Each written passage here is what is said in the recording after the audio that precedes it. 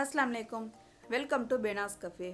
இன்றைக்கி நம்மளுடைய சேனலில் சூப்பரான லேயர் பரோட்டா தான் பார்க்க போகிறோம்.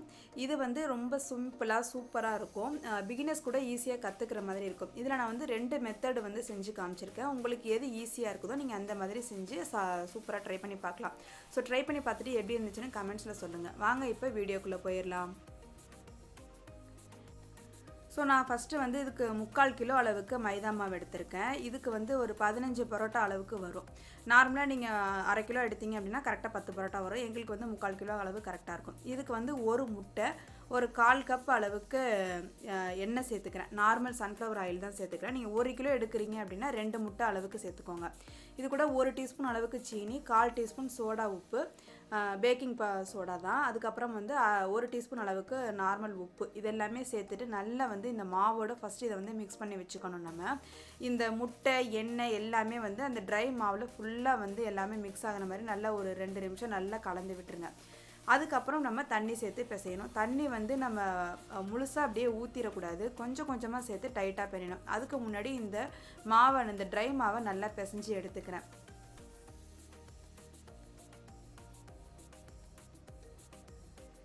இப்போ நம்ம தண்ணி சேர்த்துக்கலாம். தண்ணி வந்து ஒரு 1/2 கப் அளவு தான் தேவைப்படும், ரொம்ப தேவைப்படாது. ஸோ தண்ணி இந்த மாதிரி கொஞ்சம் கொஞ்சமாக தெளித்து சேர்த்துக்கோங்க. மாவு சேர்க்கும்போது நல்லா உள்ள அழுத்தம் கொடுத்து பிசைஞ்சு அதுக்கப்புறம் வந்து தண்ணி சேர்க்கணும். ஒவ்வொரு தடவையும் நம்ம சேர்க்கும்போது நம்ம ஃபஸ்ட்டே வந்து நிறைய சேர்த்துட்டு மாவு பிசையக்கூடாது. இந்த பரோட்டாவுக்கே நம்ம மாவு வந்து டைட்டாக இருந்தால் தான் உங்களுக்கு நல்ல லேயராக கிடைக்கும்.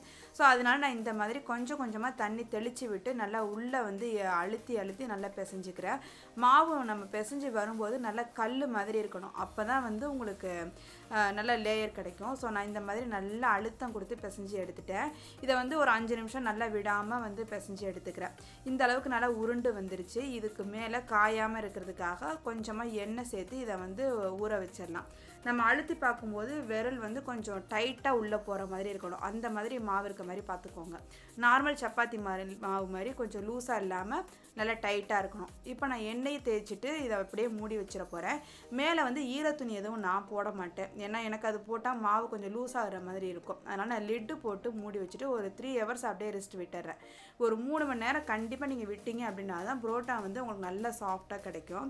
இப்போ பாருங்கள் 3 மணி நேரம் ஆயிடுச்சு. மாவு பாருங்கள் கொஞ்சம் தளர்ந்து வந்திருக்கு. நம்ம பிசைஞ்சு வச்சதை விட கொஞ்சம் சாஃப்டாகி வந்திருக்கு.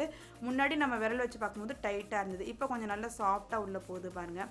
இப்போ இன்னும் ஒரு 5 நிமிஷம் நல்லா வந்து பிசைஞ்சு விட்டுருங்க. நல்லா மாவு நம்ம எந்த அளவுக்கு பிசைகிறோமோ அந்த அளவுக்கு வந்து புரோட்டா வந்து உங்களுக்கு நல்லா சாஃப்டாக கிடைக்கும். இப்போ இதை வந்து நம்ம பால் போட்டுடலாம். இது வந்து கொஞ்சம் எல்லாமே ஃபஸ்ட்டு நம்ம வந்து ஒரே சைஸ் அளவுக்கு நம்ம பால் போட்டு எடுத்துட்டோம் அப்படின்னா நமக்கு போடுறதுக்கு ஈஸியாக இருக்கும். ஸோ இந்த மாதிரி நான் ஃபஸ்ட்டு 2 போர்ஷனாக பிரித்து எடுத்துகிட்டு இந்த நான் செய்கிற மாதிரியே நீங்கள் பால் போட்டு எடுங்க. நார்மல் சப்பாத்தி மாதிரி இல்லாமல் கொஞ்சம் பெரிய சைஸாக போட்டு எடுத்துக்கோங்க. மாவு நல்லா உள்ளங்கையில் வச்சு அப்படியே கட்டை விரல் நடுவில் உள்ளே அப்படியே அழுத்தி விட்டோம் அப்படின்னா நல்லா அழகாக உருண்டு சூப்பராக வெளியில் வந்துடும். ஸோ இந்த மாதிரி செய்யும்போது நல்லா மாவு வந்து உருட்டிக்கிட்டு வரும். ஸோ உங்களுக்கு அளவு எடுக்கிறதுக்கு நல்லா ஈஸியாக இருக்கும். ஸோ இந்த மாதிரி தான் கடையிலலாம் செய்வாங்க. ஸோ நானும் இந்த மாதிரி தான் மாவு உருட்டி எடுத்துக்குவேன். இந்த மாதிரி எல்லாமே உருட்டி எடுத்துகிட்டு மேலே கொஞ்சமாக ஆயில் சேர்த்து எல்லா உருண்டையிலையும் கொஞ்சம் லைட்டாக பிசைஞ்சு வச்சுக்கிறேன், மாவு காயாமல் இருக்கிறதுக்காக. அதுக்கடுத்து நம்ம இந்த மாவை வந்து புரோட்டா தேய்க்க ஆரம்பிச்சிடலாம். இப்போ ஃபஸ்ட்டு நான் எண்ணெயை போட்டு எல்லாமே வந்து பிரட்டி எடுத்து வச்சுக்கிறேன்.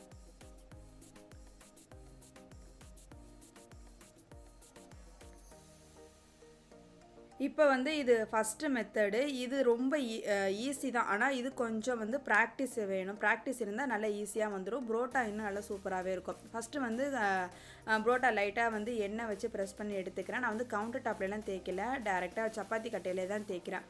ஸோ இதை வந்து ஓரளவுக்கு நல்லா விரித்து தேய்ச்சிக்கோங்க. ரொம்ப வந்து லாஸ்ட் வரைக்கும் விரிக்கணும் அப்படிங்கிற அவசியம் இல்லை. ஏன்னா இது நம்ம வந்து வீசி போட போகிறோம். அதனால் இன்னும் நல்லா உங்களுக்கு விரிஞ்சு வரும்.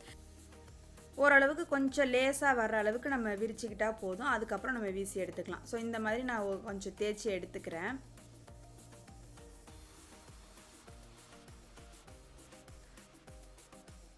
அதுக்கப்புறம் இந்த தேய்ச்சி வச்சுருக்க மாவு மேலே லைட்டாக எண்ணெய் தேய்ச்சிட்டு ஒரு தடவை நம்ம திருப்பி விட்டுறலாம். திருப்பி விட்டுட்டு இன்னொரு சைடும் நம்ம அதே மாதிரி எண்ணெய் தேய்ச்சிக்கலாம்.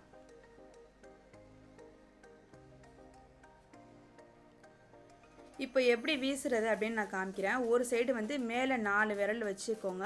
ஒரு கட்டை விரல கீழே வச்சுட்டு, இன்னொரு கையில கட்டை விரல் மட்டும் மேலே இருக்க மாதிரி, இந்த மாதிரி வந்து நம்ம வீசி எடுக்கணும். அப்போ தான் வந்து உங்களுக்கு மாவு வந்து கிழியாமல் வரும். அதே மாதிரியே ஸ்டெப் பை ஸ்டெப்பாக அந்த சர்க்கிள் ஃபுல்லாக நம்ம வீசிக்கிட்டே வந்தோம் அப்படின்னா, மாவு நல்லா விரிஞ்சு கொடுக்கும். நல்லா அப்படியே லேசாக காற்று போல் வரும். அவ்வளோதான். ரொம்ப சிம்பிளாக ஈஸியாக செஞ்சிடலாம். நமக்கு கடையிலலாம் செய்கிறவங்கள பார்த்தா எப்படிலாம் செய்கிறாங்க, இவ்வளோ அழகாக வீசி வருதே அப்படின்னு நினைப்போம். நம்ம செய்யும்போது அது நல்ல சூப்பராக ஃபன்னாகவே இருக்கும். ஸோ எனக்கு வந்து இப்படி போடுறது தான் பிடிக்கும். ஸோ நான் இந்த மாதிரி எல்லாமே நல்லா வீசி எடுத்துக்கிறேன். ஸோ நல்லா வந்து இந்த மாதிரி சர்க்கிள் உங்களுக்கு எந்த அளவுக்கு பெருசாகுதோ அந்த அளவுக்கு நல்லா வீசிகிட்டே வாங்க. ஸோ நல்லா லேசாக வந்ததுக்கப்புறம் மேலே கொஞ்சம் ஆயில் தேய்ச்சிட்டு நல்லா வந்து லாஸ்ட்டாக பிடிச்சிங்க அப்படின்னா ஒரு ஃப்ளீட் மாதிரி நல்லா சூப்பராக கிடைக்கும். நல்ல இதில் தான் லேயர் கிடைக்கும். உள்ளே நீங்கள் ஆயில் போடலை அப்படின்னா உங்களுக்கு லேயர் கிடைக்காது, மாவு ஒட்டிக்கும். ஸோ நம்ம லாஸ்ட்டாக கொஞ்சமாக ஆயில் போட்டுட்டு இந்த மாதிரி சுற்றி எடுத்துக்கோங்க.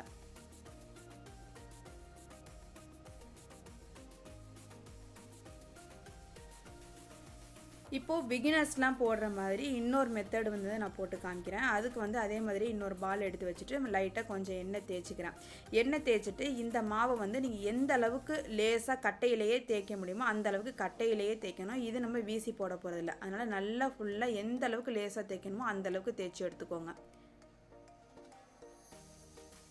உங்களுக்கு கவுண்டர் டாப்பில் வந்து மாவு தேய்க்க பிடிக்கும், நீங்கள் செய்வீங்க அப்படின்னா நல்லா க்ளீன் பண்ணிவிட்டு நீங்கள் கவுண்டர் டாப்லேயே செய்யலாம். இல்லை உங்களுக்கு சப்பாத்தி கட்டை எது உங்களுக்கு கன்வீனியண்ட்டாக இருக்கோ நீங்கள் அந்த மாதிரி பார்த்துக்கலாம். எனக்கு வந்து சப்பாத்தி கட்டை தான் ஈஸியாக இருக்கும்.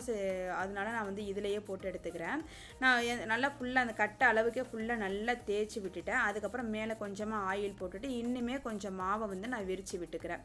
அப்போ வந்து இன்னும் கொஞ்சம் உங்களுக்கு வந்து அகலமாக கிடைக்கும். அதனால் நான் இன்னும் கொஞ்சம் விரித்து விட்டுட்டு அதுக்கப்புறம் வந்து இது நான் வந்து லேயர் போட போகிறேன்.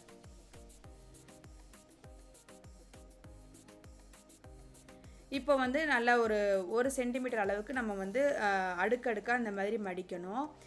நம்ம ஒன்று செய்யும்போதே நமக்கு நல்லா ஒரு ஐடியா கிடச்சிரும். ஸோ ஒன்று மேலே ஒன்று நம்ம வந்து சாரீ எல்லாம் ஃப்ளீட் பண்ணுற மாதிரி நல்லா அழகாக வந்து மடித்து எடுத்தோன்னா நல்லா சூப்பராக வந்து லேயர் கிடச்சிரும். இதை வந்து நல்லா ஒரு தடவை தட்டி விட்டுட்டிங்க அப்படின்னா நல்லா நீளமாக வந்துடும். அப்போ வந்து உங்களுக்கு ரவுண்டு சுற்றி இன்னும் கொஞ்சம் லேயர் அதிகமாக கிடைக்கும். ஸோ இந்த மாதிரி தட்டி எடுத்துகிட்டு அதையும் நான் சுற்றி எடுத்துக்கிறேன். இது கொஞ்சம் எனக்கு வேலை இழுக்கிற மாதிரி தெரியும். பிகினர்ஸ்க்கு இது ரொம்ப ஈஸியாக இருக்கும். ஸோ இதையும் ட்ரை பண்ணி பாருங்கள்.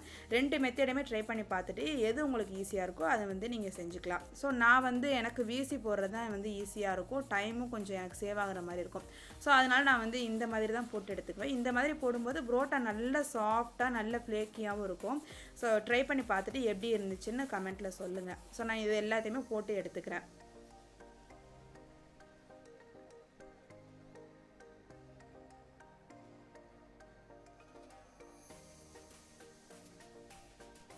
நம்ம இந்த மாதிரி வீசி போடும்போது நல்லா நிறைய ஏர் வந்து உள்ளே உங்களுக்கு ஏறும். அப்போ வந்து இன்னும் நல்ல மாவு சாஃப்டாக இருக்கும். ஸோ நான் வந்து இந்த மாதிரி எல்லாத்தையுமே சுற்றி எடுத்துக்கிட்டேன். இதுக்கப்புறம் நான் வந்து புரோட்டா போட ஆரம்பிச்சிடலாம். இதுக்கு வந்து சின்ன சின்ன டிப்ஸ் நம்ம வந்து ஃபாலோ பண்ணணும். என்ன அப்படின்னா நம்ம புரோட்டா வந்து இனிமேல் வந்து இந்த மாதிரி சுற்றுனதுக்கப்புறம் நம்ம தேய்க்கும் போது 2 சைடும் தேய்க்கக்கூடாது. மேலே ஒரு சைடு மட்டும்தான் தேய்க்கணும். ரொம்ப அழுத்தம் கொடுத்தும் தேய்க்கக்கூடாது. ரொம்ப லைட்டாக தேய்ச்சாலே நல்லா தேய்க்க வந்துடும். ஏன்னா நம்ம உள்ளே நல்ல எண்ணெயெல்லாம் சேர்த்துருக்கோம். அதுக்கு மேலே நம்ம லேயர்லாம் பண்ணியிருக்கிறதுனால உங்களுக்கு ஈஸியாகவே தேய்க்க வரும். ஸோ இந்த அளவுக்கு நான் தேய்ச்சி எடுத்துக்கிறேன். 2 பக்கமும் திருப்பி திருப்பி போட்டு தேய்க்கக்கூடாது. ஒரு பக்கம் மட்டுமே தான் நீங்கள் தேய்ச்சிங்கன்னா தான் உங்களுக்கு லேயர் கிடைக்கும். இப்போ நம்ம வந்து புரோட்டா போட ஆரம்பிச்சிடலாம். தோசை டவா வந்து நல்லா காஞ்சிருக்கணும். நல்லா காஞ்சிருக்கும் போது தான் வந்து உங்களுக்கு புரோட்டா வந்து கல் மாதிரி இல்லாமல் நல்லா சாஃப்டாக கிடைக்கும். இப்போ நான் வந்து ஒரு பக்கம் போட்டுட்டு ஒரு டீஸ்பூன் எண்ணெய் விட்டு நல்லா பொரிஞ்சு வந்ததுக்கப்புறம் இன்னொரு பக்கம் திருப்பிக்கிறேன். நம்ம சப்பாத்தியெல்லாம் வாட்டி எடுத்துகிட்டு எண்ணெய் சேர்க்குற மாதிரி இதை சேர்க்கக்கூடாது. நம்ம சேர்த்த உடனேயே எண்ணெய் சேர்த்துடணும். நம்ம புரோட்டா போட்ட உடனே எண்ணெய் சேர்த்தா தான் உங்களுக்கு நல்லா உங்களுக்கு பொரிஞ்சு வரும். ஸோ இந்த அளவுக்கு நல்லா வந்து கலர் சேஞ்ச் ஆகி வரும்போது நீங்கள் எடுத்து வச்சுக்கலாம். எடுத்து வச்சுட்டு நம்ம வந்து சூட்டோடையே இதை வந்து நம்ம அடிக்கணும். நம்ம இந்த மாதிரி சூட்டோடு அடிக்கும்போது தான் இந்த புரோட்டா வந்து உங்களுக்கு நல்ல லேயர் வரும். அதுக்கப்புறம் சாஃப்டாகவும் கிடைக்கும். நீங்கள் அப்படியே வச்சுட்டு ஆற விட்டுட்டு அதுக்கப்புறம் அடிச்சிங்கன்னா உங்களுக்கு இந்த மாதிரி வந்து லேயர் கிடைக்காது. ஸோ சூட்டோடையே வந்து ஒன்று போடும்போதே நீங்கள் அடித்து எடுத்துக்கோங்க. உங்களுக்கு தோசைக்கல்லுக்கு பெருசாக இருக்குது அப்படின்னா நீங்கள் 2 போட்டு கூட எடுத்து வச்சுக்கலாம். அதுக்கப்புறம் நம்ம எப்போ தோசைக்கல்லில் போட போகிறோமோ அப்போ தான் வந்து இந்த புரோட்டாவை நம்ம விரிக்கணும். முன்னாடியே விரிச்சும் வச்சிடக்கூடாது. ஸோ இந்த மாதிரி எல்லாமே நம்ம ஃபாலோ பண்ணி சூப்பராக செஞ்சிடலாம். இப்போ பாருங்கள், நான் பிச்சு காமிக்கிறேன். எவ்வளோ சாஃப்டாக இருக்குது பாருங்கள். இது எவ்வளோ லேட்டாக நீங்கள் சாப்பிட்டீங்க அப்படின்னாலும் உங்களுக்கு ரொம்ப சாஃப்டாக சூப்பராகவே இருக்கும். ஸோ நான் இப்போ இதுக்கு வந்து ஒரு சால்னா எம்டி சால்னாவும் செஞ்சுருந்தேன். ஸோ அதை போட்டு தான் நாங்கள் வந்து புரோட்டா சாப்பிட்டோம். இதோட ரெசிபி வந்து நெக்ஸ்ட் வீடியோவில் உங்களுக்கு நான் ஷேர் பண்ணுறேன். இதிலே நான் ஷேர் பண்ணேன் அப்படின்னா உங்களுக்கு வீடியோ இன்னும் லாங்காக போகும். ஸோ இதை பார்ட் 2வாக நான் வந்து நெக்ஸ்ட் வீடியோ வந்து கொடுக்குறேன். இன்ஷால்லா இதோட சால்னா ரெசிபியும் பாருங்கள், இந்த புரோட்டாவும் ட்ரை பண்ணுங்கள். எப்படி இருந்துச்சுன்னு மறக்காமல் உங்களோட கமெண்ட் பாக்ஸில் சொல்லுங்கள். இது வரைக்கும் நம்ம சேனலை சப்ஸ்கிரைப் பண்ணாமல் இருக்கீங்கன்னா கண்டிப்பாக சப்ஸ்கிரைப் பண்ணிக்கோங்க. தேங்க்யூ.